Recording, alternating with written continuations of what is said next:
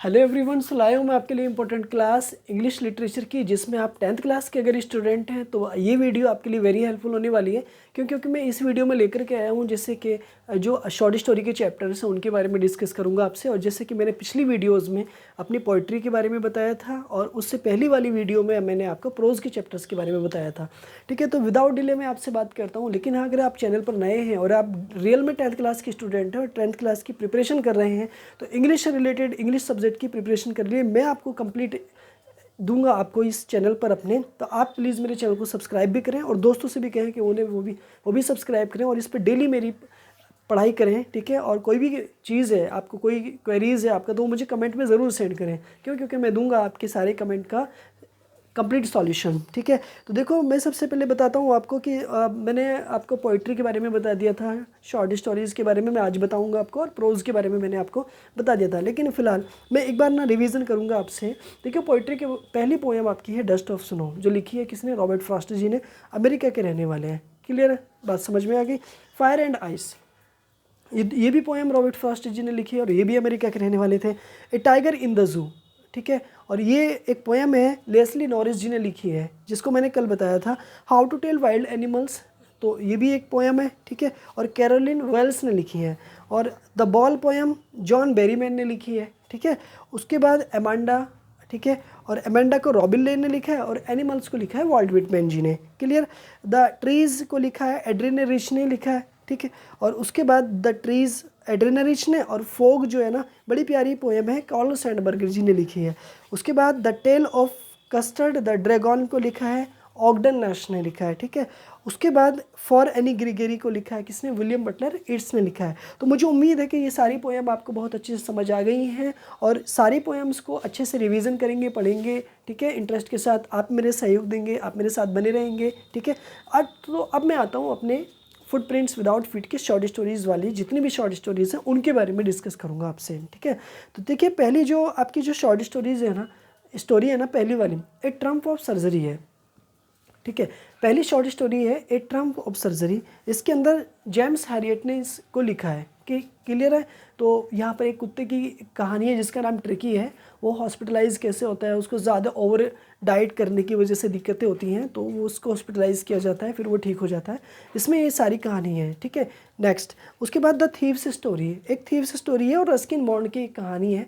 बड़ी एक बच्चे की कहानी है जिसके अंदर जो चोरी करता है। ठीक है, और वो जो चोरी करता है तो वो फिर पकड़ा जाता है, एक बार उसे खुद एहसास हो जाता है। ठीक है, तो इस कहानी को हम पढ़ेंगे। ठीक है, और यहाँ पर दूसरी को थर्ड आती है द मिडनाइट विजिटर।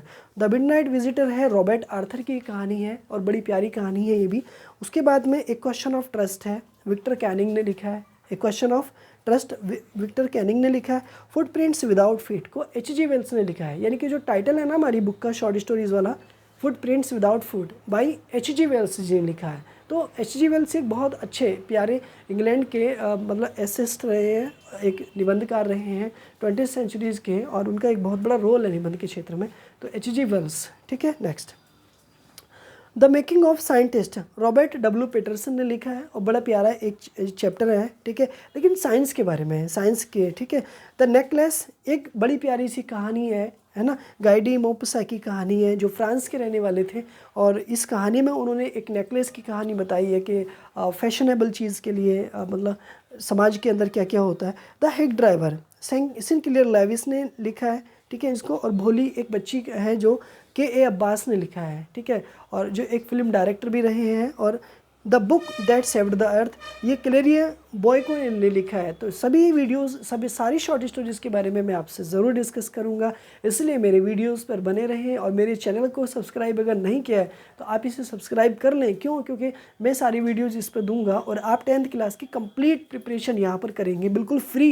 इसमें मैं आपसे कोई पैसे नहीं लेने जा रहा हूँ आपसे। ठीक है, बिल्कुल फ्री एजुकेशन में दूंगा यहाँ पर आपको कंटिन्यू 10 से 15 मिनट की वीडियोज़ में आपके सारे कंसेप्ट क्लियर होंगे। मैं आपको क्वेश्चन आंसर कराऊंगा, आपके सारे वन लाइनर क्वेश्चन दूंगा, ऑब्जेक्टिव टाइप के क्वेश्चन दूंगा।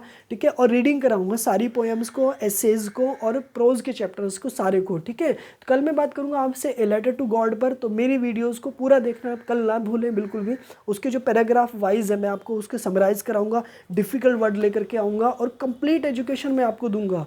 ठीक है। यहाँ पर कंप्लीट एजुकेशन में दूंगा, यहाँ पर इंग्लिश से रिलेटेड। अगर कोई भी इंग्लिश से रिलेटेड कोई भी क्वेश्चन बनता है आपका, कोई भी डाउट है, कोई भी क्वेरीज है ना, तो आप प्लीज़ मुझे कमेंट में सेंड करें, मैं आपको उसके बारे में बताऊंगा, उसको आपको शेयर करूंगा, उसकी पूरी डिटेल में आपको बताऊंगा। ठीक है, मिलता हूं मैं आपसे इसी तरह से विदाउट टाइम वेस्ट किए गए। सिर्फ 6 महीने की स्ट्रगल है आपका, 6 महीने आप मुझे दे दीजिएगा। ठीक है, और मुझे उम्मीद है कि आप मेरा साथ नहीं छोड़ेंगे। ठीक है, और मैं भी आपकी हेल्प पूरी करूँगा। ठीक है, अपना बेस्ट दूंगा। तब तक के लिए मैं अब आपसे विदा चाहता हूँ आज के लिए। फिर मिलता हूँ अगली वीडियो में। Bye bye, take care.